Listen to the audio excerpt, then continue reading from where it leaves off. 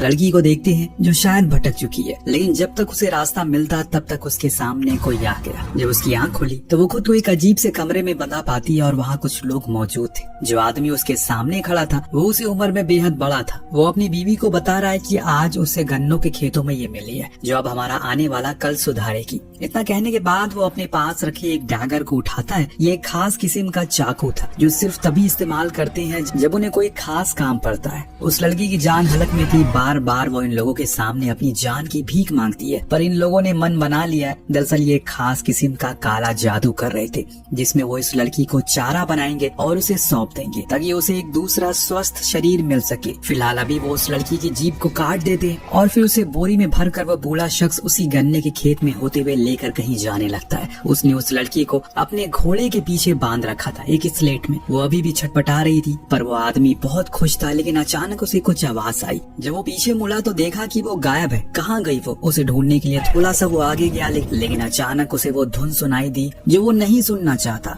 ये एक सीटी की आवाज थी, यानी कि एक विसल। उस शख्स की घबराहट को देखकर पता चलता है कि उसे पता है कि अगर ये सीटी उसने सुन ली तो आगे क्या होने वाला है, और इसीलिए उसने स्लेट को अपने घोड़े से अलग किया और वहाँ से तेजी से भागने लगा। परंतु अचानक वही लड़की उसके सामने प्रकट हुई और उसका सर धड़ से अलग कर डाला। अगले दिन हमने उसी रास्ते से गुजर रहे कपल, ये थे सेबेस्टियन और निकोलिया। दरअसल इन दोनों के बीच बीते कुछ दिनों से चीजें ठीक नहीं चल रही हो। सेबेस्टियन के डैड की अभी मृत्यु हुई है और उससे वो थोड़ा परेशान भी है। आज वो अपनी माँ से मिलने के लिए अपने होम टाउन जा रहा है, पर बीच में ही निकोलिया ने कार को रोका। उसे एक चीज देखने को कही कि वहाँ पर राख की बारिश हो रही है। निकोलिया का कहना था कि ये चीज अच्छी नहीं है उनके लिए, ये बुरा संकेत है। पर सेबेस्टियन का कहना था यहाँ उसका पूरा बचपन बीता है, उसे पता है कि अभी जो मौसम चल रहा है उसमें यहाँ के किसान गन्नों को काटते हैं जो बच जाते हैं, नीचे के हिस्से को वो जला देते हैं। इस वजह से ऐश रेन हो रही है। तुम चिंता मत करो, चलो हमें देर हो रही है, माँ को तुम्हारी जरूरत है। अब निकोलिया उसकी बात मान गई। फिर दोनों घर पहुँच गए जहाँ पूरे रिचुअल के साथ डैड का फ्यूनरल किया जाता है। वहाँ निकोलिया को खेतों के बीच एक अजीब सी बूढ़ी लेडी दिखाई देती है जो नाच रही थी।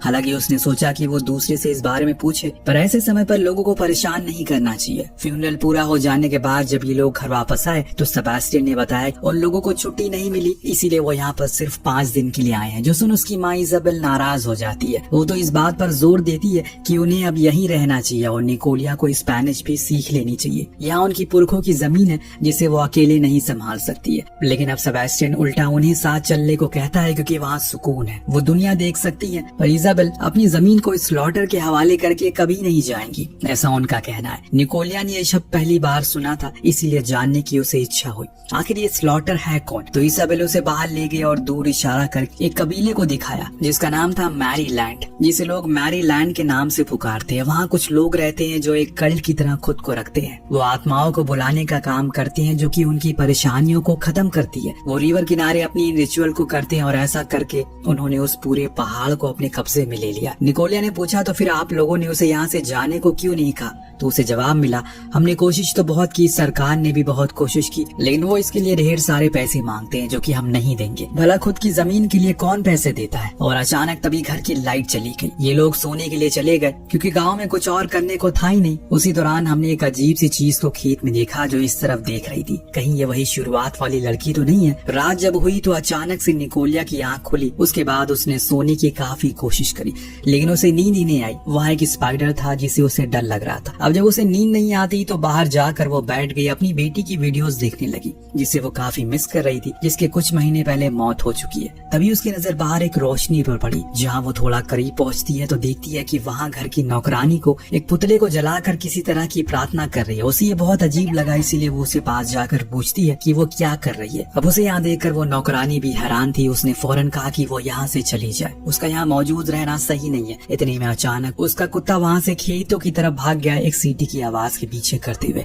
निकोलिया भी पीछे पीछे गई पर वो वहाँ उसे कहीं दिख नहीं रहा था। कई बार आवाज लगाई उसने। अचानक उसके सामने एक चीज तेजी से निकली और इस चीज से वो इतना ज्यादा डर गई कि फौरन भागकर घर आ गई। सुबह हुई, उसने सेबेस्टियन से कुछ शेयर करने का सोचा पर वो काम में इतना बिजी था कि उसकी बातों पर ध्यान नहीं देता। इसीलिए वो नौकरानी के पास आई और पूछने लगी क्या उसने उसके कुत्ते को कहीं देखा है, वो कल रात से ही गायब है। पहले तो नौकरानी ने थोड़ा पॉज लिया, फिर कहा कि घबराओ मत। अब निकोलिया को थोड़ी तसल्ली हो जाती है। कुछ समय के बाद वो अपने ससुर की बुक को पढ़ती है जिसमें एक किताब विचेस के ऊपर थी। पर तभी वहाँ इजाबेल आ गई जिसे उसे बुक ले लिया और कहा कि वो अपने पति से हमेशा कहती है कि ये सब बुक ना पड़ा करे, खामखा दिमाग खराब होता है। इस बीच में उसने जमीन की बात छेड़ दी, वो बहुत ही ज्यादा है जो सेबेस्टियन और उसके बच्चे के काम आएगी। पर निकोलिया काफी अजीब बर्ताव में बोलती है उसके कोई बच्चे नहीं है और ना ही अब वो बच्चे करने वाली है। इससे तो ये साफ हो जाता है कि उसकी बेटी की मौत का उस पर गहरा असर पड़ा है, जिसके चलते उसके और सेबेस्टियन के रिश्ते में दरार आ गई है। अब अपने कुत्ते के ना मिलने की वजह से वो खुद ही एक घोड़ा लेकर उसे ढूंढने निकल पड़ी। चलते चलते वो इतनी दूर आ गई लेकिन अभी उसे कुत्ता नहीं मिला। इतने में उसकी नजर सामने एक ब्रिज पर पड़ी।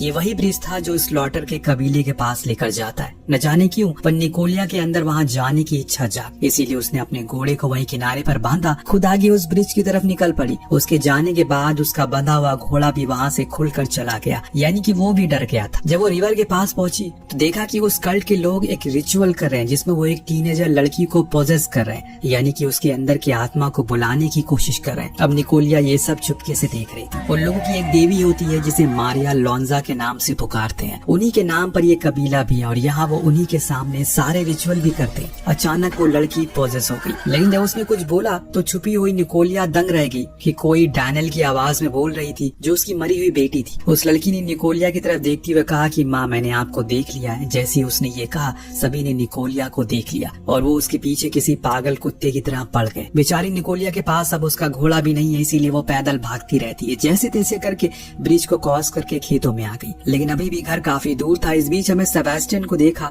जिसके कुछ घोड़े और सामान गायब थे, जिनके बारे में पूछने पर उसके साथ काम करने वाले लोगों ने बताया ये कोई नई बात नहीं है, स्लॉटर ही उनके सामानों को चुराते हैं। जो सुन सेबेस्टियन को एक बारी का ख्याल आया कहीं उसके पिता की मौत में उन स्लॉटर का तो हाथ नहीं है। उसने उन लोगों से पूछ ही लिया क्योंकि वो उसके पिता को ज्यादा अच्छे से जानते थे। एक ने कहा उसके पिता काफी अच्छे राइडर थे लेकिन उनकी मौत घोड़े के गिरने से हुई, जो बात का हजम नहीं होती। अचानक वहाँ पर निकोलिया का घोड़ा आता है पर निकोलिया नहीं थी। सेबेस्टियन घबरा गया, अपने लोगों को लेकर उसे ढूंढने निकल पड़ा। रात काफी हो चुकी है लेकिन अभी भी वो घर नहीं पहुंची, पर शुक्र है कि बीच में ही इन्हें वो मिल गई। रात में खाने के समय जिस कुर्सी पर घर का मुखिया बैठा था उस पर आज सेबेस्टियन बैठी थी क्योंकि अब वही हेड है। लेकिन सेबेस्टियन इस चीज के लिए अभी तैयार नहीं था। उसने अपनी माँ से पूछा क्या उसके पिता की मौत में स्लॉटर का हाथ है। उसकी माँ ने हाँ भी कहा और ना भी। दूसरे सीन में हम निकोलिया को मारिया के पास जाते हुए देखते हैं। उसे पता चल चुका है कि वो मारिया लोंजा की सपोर्टर है, यानी कि वो भी एक स्लॉटर ही है, पर यहाँ रहती है। जब उसने उसे ये बात बताया तो वो उसे अपने रूम में बुलाती है जहाँ क्वीन की मूर्ति रखी थी। निकोलिया ने मूर्ति को देखकर पूछा क्या यही उनकी गॉड है, तो उसने इनकार किया, कहा कि उनकी क्वीन है जो हर बुरी चीजों से उन्हें दूर रखती है। उस समय निकोलिया ने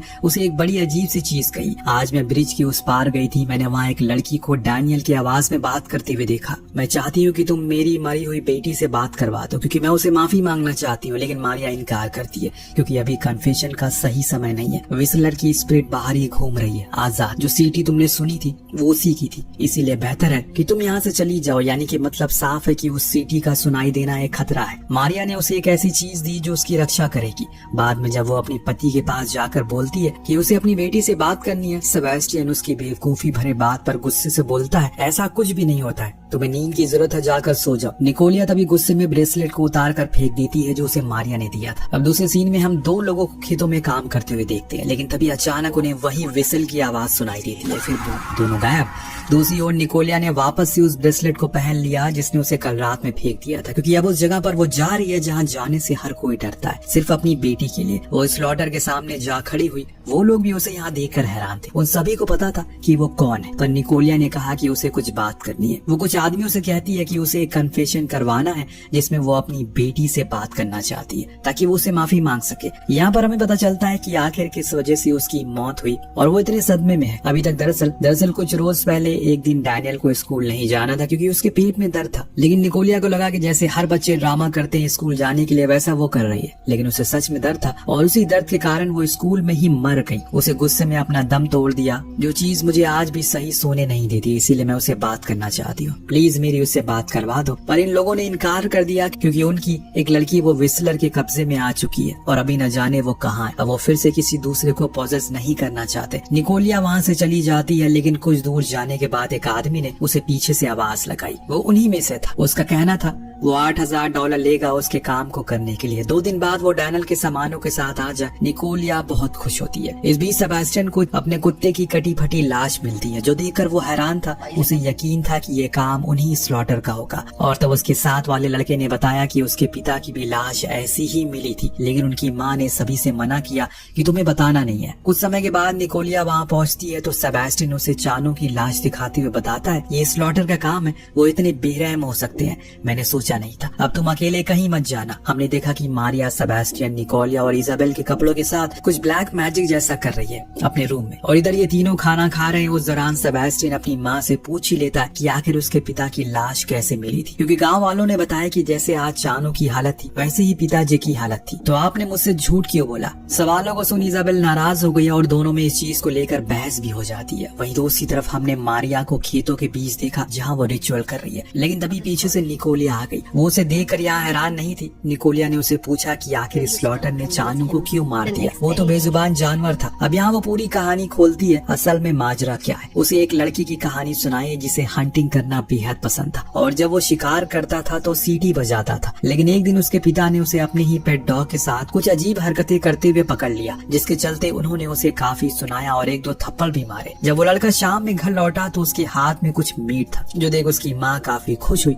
उन्होंने तुरंत पकाकर खा भी लिया। उसकी माँ ने उसके पिता के बारे में जब पूछा तो वो कहाँ है, तो उसने बताया कि वो तो उनसे सुबह से ही नहीं मिला, और अगले दिन उन्हें उनकी लाश पेड़ से लटकी हुई मिलती है, जिसके शरीर को फाड़ दिया गया था। और तब उस औरत को पता चला कि उसका बेटा जो कल मीट लेकर आया था वो उसके ही पिता के ऑर्गन थे। गाँव वालों ने उस लड़के को बहुत टॉर्चर किया और पर उसे कोई खास फर्क नहीं पड़ा। उन्होंने फैसला किया इसे जिंदा जला देना चाहिए, वरना ये औरों के साथ भी यही करेगा। पर उस लड़के ने अभी भी यहाँ तक नहीं भरी, बस विसल करता रहा। तब से ही लेकर आज तक उस लड़के की आत्मा यहाँ भटकती रहती है और ऐसे ही लोगों का शिकार करती है। निकोलिया के मन में एक सवाल आया, आखिर उसे वापस किसने बुलाया? उधर से जवाब मिला स्लॉटर ने, जिन्होंने उसे इसलिए बुलाया था कि वो इन गाँव वालों से उसकी रक्षा करे। पर खेल उल्टा पड़ गया।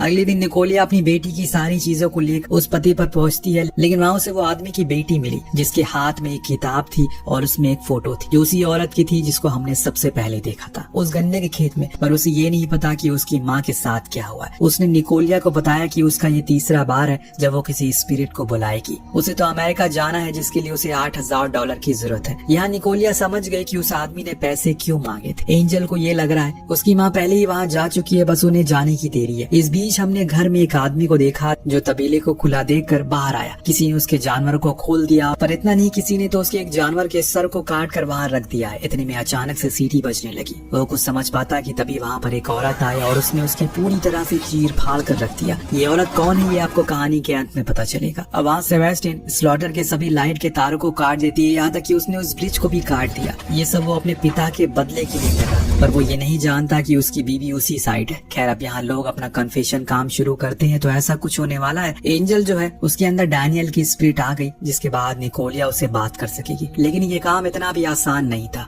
वो आदमी भी इस काम में ज्यादा माहिर नहीं होता, फिर भी वो पैसों के लिए मंत्र पढ़ना शुरू करता है। इधर मारिया को उस आदमी की कटी फटी लाश मिलती है और अब वो तलवार लेकर खेतों में चली गई, जहाँ उसे एक औरत रेंगती हुई दिखी, पूरी तरह से खून से लथपथ थी। उसने उस आदमी को ऐसी मौत दी थी। मारिया ने उसी तलवार से उसे मारना शुरू कर दिया। तो वहाँ एक और, जब उस आदमी की लाश बाकियों ने देखी तो वो गुस्से से लाल हो गया और स्लॉटर को खत्म करने के लिए चलने को कहते हैं, पर सेबेस्टियन अभी शांत रहने को बोलता है। रिचुअल में काफी देर हो रही थी, अब तक तो स्पिरिट आ जाना चाहिए था, लेकिन वो आ ही नहीं रही थी। एंजल ने अपनी जीभ भी काटी पर फिर भी कुछ नहीं हुआ। तभी अचानक से उसके अंदर और स्पिरिट आ गई। ये था विस्लर, जो उसे पोजेस करके अपने ही पिता को मरवा देता है। ये देखने के बाद निकोलिया तो वहाँ से फौरन भागी।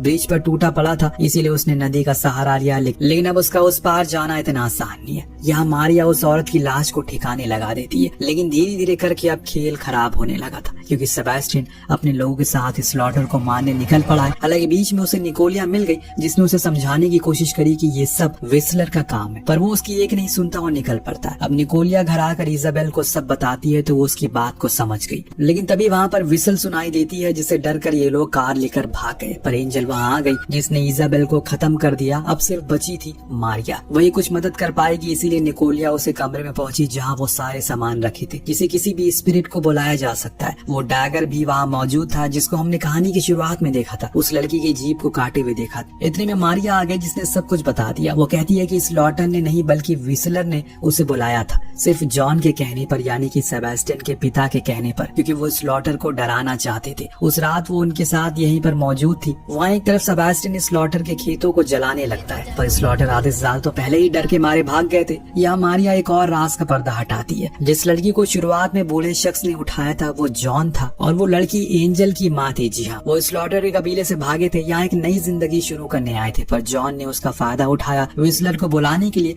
पर चीजें बिगड़ गई और व्हिसलर जब वापस आया उस लड़की के रूप में तो उसने सबसे पहले जॉन को मारा और फिर धीरे धीरे करके सबको मार दिया। लेकिन अभी उसने उस लड़की को जला दिया है तो अब व्हिसलर की स्पिरिट जा चुकी है, क्योंकि बिना शरीर के वो रह नहीं सकती। निकोलिया बताती है उसके पास अब एक नया शरीर आ चुका है, वो एंजल का है, क्योंकि उसने शाम में कन्फेशन किया था। ये सुनकर मारिया डर के मारे वहीं गिर पड़ी, क्योंकि अब शायद उसे कोई रोक ना पाए। तभी निकोलिया ने कहा वो खुद को त्याग कर देगी, लेकिन एंजल को नहीं, क्योंकि वो अभी एक बच्ची है। उसके माता पिता पहले ही उनकी वजह से मारे जा चुके हैं, उसे तो खुद भी जीना नहीं है। अब मारिया मान जाती है और रिचुअल शुरू करती है। उसने उसे बताया उसे उस ड्रैगर को जलाना होगा, जिसे लेने व्हिसलर जरूर आएगा, क्योंकि वो उसका हंटिंग ड्रैगर है। वहीं उसी और स्लॉटर को भी अब सारी सच्चाई पता चल चुकी है, इसीलिए वो लोग इस तरफ आ गए। साथ में उनका सेबेस्टियन और बाकी के लोग मौजूद थे, सभी चीज से वाकिफ हो चुके थे और वहीं खड़े इस रिचुअल को देख रहे थे। जब व्हिसलर वहाँ आता है तो उसने सबसे पहले तो मारिया को मार डाला जब उसे कैद करने की कोशिश कर रही थी वो। हालांकि ऐसा करने में वो कामयाब भी हो गई थी। उसने एक केज जैसा कुछ बनाया जिसके अंदर एक बॉक्स था जहाँ निकोलिया थी, पर इस चीज को वो पूरा नहीं कर सकी और बाहर खड़े लोग अब इन लोगों के लिए प्रे कर रहे थे। अचानक से निकोलिया ने उसी डैगर से अपने जीप पर कट लगा दिया और ऐसा करते ही व्हिसलर उसमें आ गया, जिसके बाद वो आग की तरफ जाने लगी, क्योंकि जलाकर ही उसे खत्म किया जा सकता है। जब वो आग में गई उसे अपनी बेटी की आत्मा देखी जो उससे कह रही थी वो उसे नाराज नहीं है और जो कुछ भी हुआ उसमें उनकी कोई गलती नहीं है। इतना सुनने के बाद अचानक से वहाँ सेबेस्टियन आ गया, जिसने जलती हुई निकोलिया के ऊपर कंबल डालकर उसे बाहर खींच लिया। वो पूरी तरह से नहीं जली थी, पर सबसे हैरानी की बात तो ये थी कि व्हिसलर वहाँ नहीं था, वो जा चुका था। ऐसा इसलिए हुआ क्योंकि डैनियल की स्पिरिट ने अपनी माँ की जान बचाई थी। एंजल भी पूरी तरह से अब ठीक हो चुकी है। इसके बाद हमने देखा कि अब सब कुछ ठीक हो जाता है। स्लॉटर और इस तरफ के लोग अब साथ रहने लग गए हैं, किसी तरह की कोई रोक टोक नहीं है, सब बहुत खुश है। लेकिन एक मिनट, ये बच्चों के साथ में क्या है? ये वही डैगर है जिसके साथ वो खेल रहे थे और खेल खेल में एक बच्चे के हाथ में कट लग जाता है और बूम, यानी कि कहानी अभी खत्म नहीं हुई है, वो अपना डैगर लेने वापस जरूर आएगा।